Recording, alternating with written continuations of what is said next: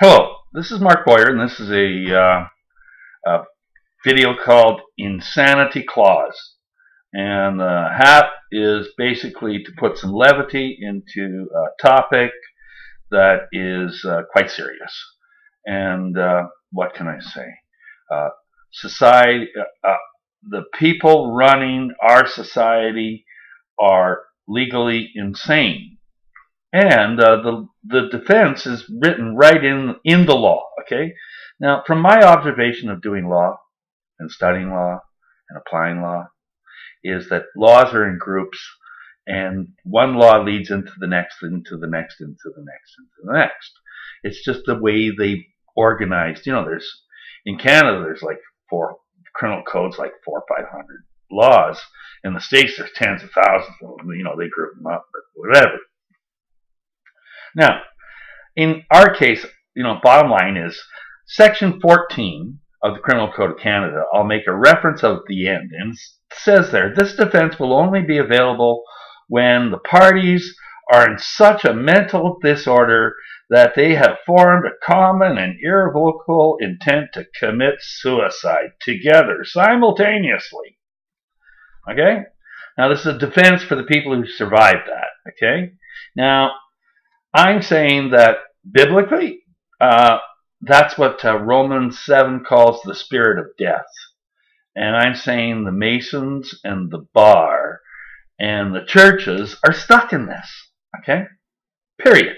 End of story. It's the only explanation that I see for where they are.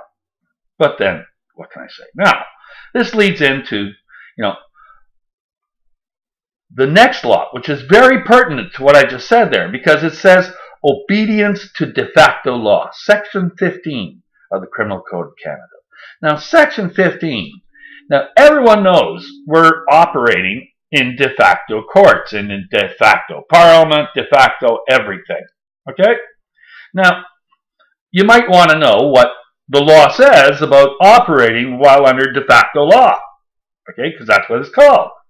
And it says, no person shall be convicted of an offense in respect to an act or omission in obedience to the law from the time being made and enforced by persons in the de facto possession of the sovereign power in and over the place where the act of omission occurs. Okay, that's what it says. Okay, now that's a mouthful, but let me try to give a case law example. Okay, they use here where in a civil war, you know, like the judge might be found on the wrong side and you're not supposed to kill him. But a more pertinent one is like where Germany took over France. Okay, in that case, French, they use this law because you're supposed to forgive them after the war is over. And the defense is it's better to it's better that a general, you know, you be treated by a French judge than a German lieutenant in a court of law. Okay, and you're supposed to forgive the judge. You're supposed to forgive the sheriffs, forgive the police, because they were acting under de facto rule. But the situation is I personally don't remember Canada or the United States or Great Britain or Australia or, you know, anywhere in the Commonwealth that we've lost a war lately. Okay, so what are we under? De facto what? And I'll refer back to Romans 7, the law is spiritual. And we are ruled, but we are de facto to dark forces that have taken over the world. Okay, there are satanic cults that rule the world. They run through the banksters and major corporations of everything. And they really, you know, what can I say? And the law is spiritual. Now, bottom line is we're supposed to forgive these people once they've come and seen the light. Okay, and we've liberated them from their dark forces. Now, the reality is they've got an argument that they didn't know either that a simple solution like no one is above the law is isn't, changing that to no body is above the law sure sounds like a nice solution. It actually is a really simple solution to a really dark mess, because the only way we could ever implement it is forgiving them for past trespasses, which is the Lord's Prayer. Forgive those who trespass against us. Otherwise, they got nothing to lose. Really, think about it. Okay, and the reality is near our end times, we're supposed to be told something that is really hard to refute, and it'll change everything. And bottom line is, people can go out and peacefully rise in indignation. Okay, the prophecy says in Luke that the queen of the south and its people will rise in indignation when shown the obvious, this truth, that no body is above the law. It's really basic. It's really simple. It's an easy sell. And frankly, to peacefully walk in Martin Luther King style peaceful protests and looking at the cops who are all armed up for you, and you go, no body is above the law. No CIA officer is above the law. No president is above the law. No bankster is above the law. And they're acting like they have case law precedent to uphold that, since their bodies, in bodies like the police, or a body called the legislature, or a body called the Congress or Parliament, that they are above the law. And and they really are possessed by the spirit of death. Look around you. Okay. Now the reality is the next defense is defense of mental disorder. Section 16. No person is criminally responsible for an act of committed in an omission made while suffering from mental disorder that rendered that person incapable of appreciating the nature and quality of the act or omission of knowing that it was wrong. Okay? Now the reality is this law says omission made twice, and this one here says omission made occurs and omission made again twice. So there really is a connection there between obedience to de facto law and defense of mental disorder. There's a clear connection there. Okay? And that's pretty easy to show, because there's and you got to remember, a solid case of mental illness is you walk away, especially after 7 pages it's here, especially if the person who does it confesses and agrees that he was mentally ill, but now he's okay. And that's all part of the Lord's Prayer. We have to forgive our trespasses. And the reality is they've got a very good excuse. That, how did they know?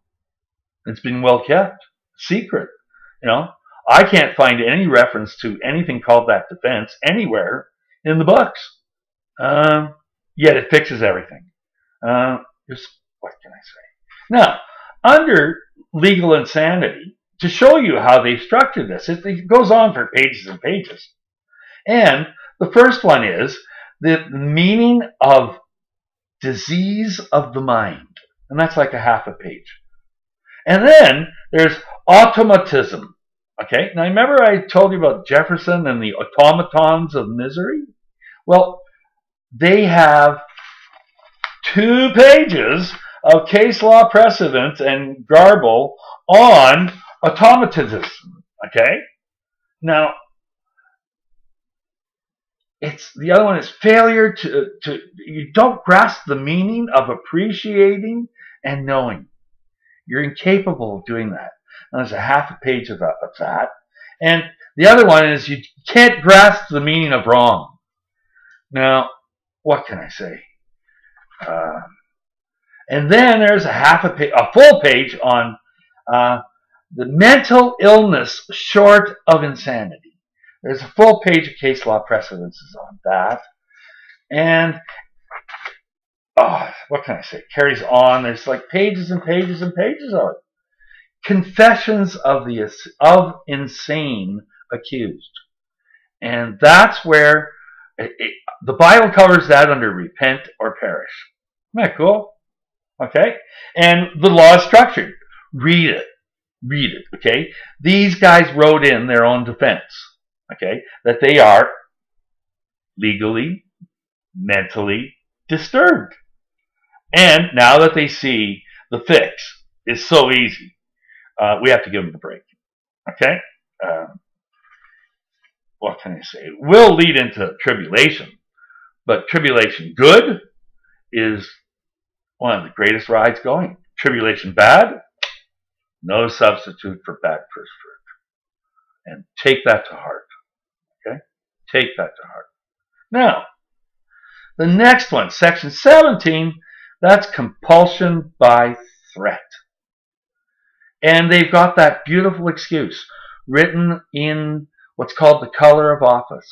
I've written extensively on that under, Now, the bottom line there is the color of office used to be by the people, for the people.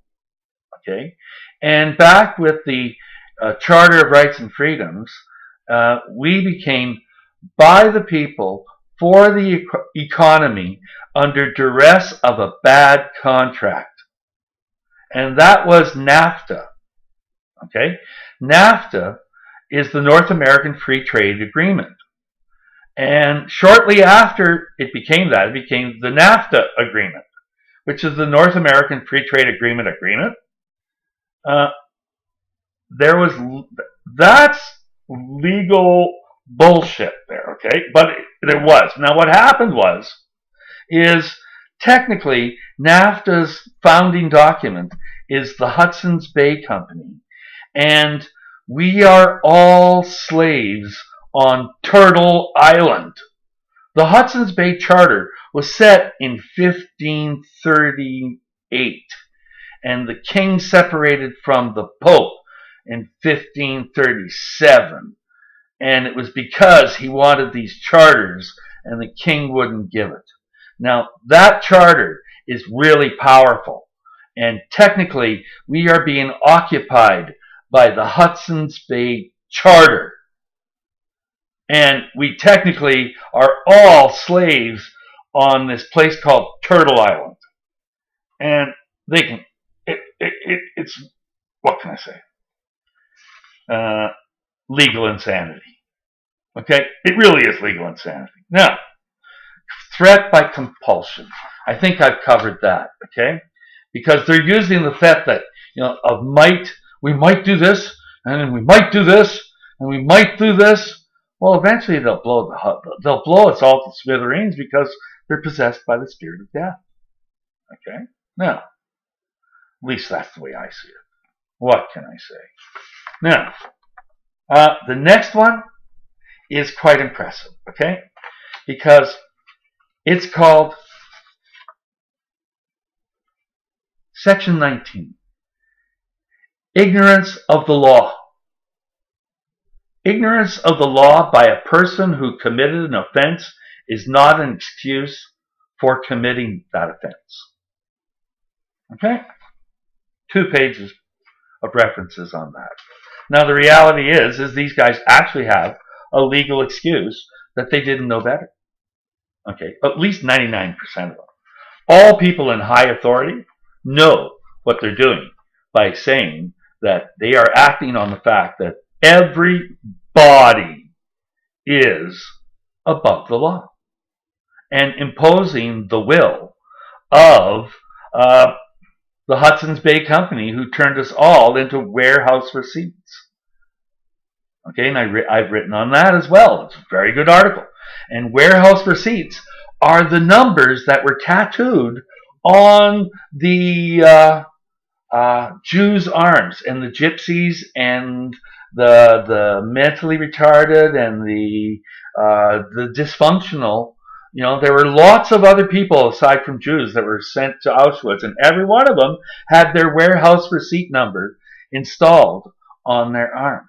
Okay, now that's coming down here, and the reality is we're being ruled by the same forces that Hitler was financially backed by. Okay, they're about to do a giant cashing in of warehouse receipts, and I fear for the worst, and I'm striving for better. Okay, upholding the trust in the fact that we all had it wrong by saying no body is above the law is so obvious a solution, yet hasn't been around. Nobody's thought of it. Imagine that. A simple solution with one word. It goes deeper than this. But what can I say? People need something easy to grasp onto. And what's more easy to grasp on than nobody is above the law? And it fixes everything. Thank you.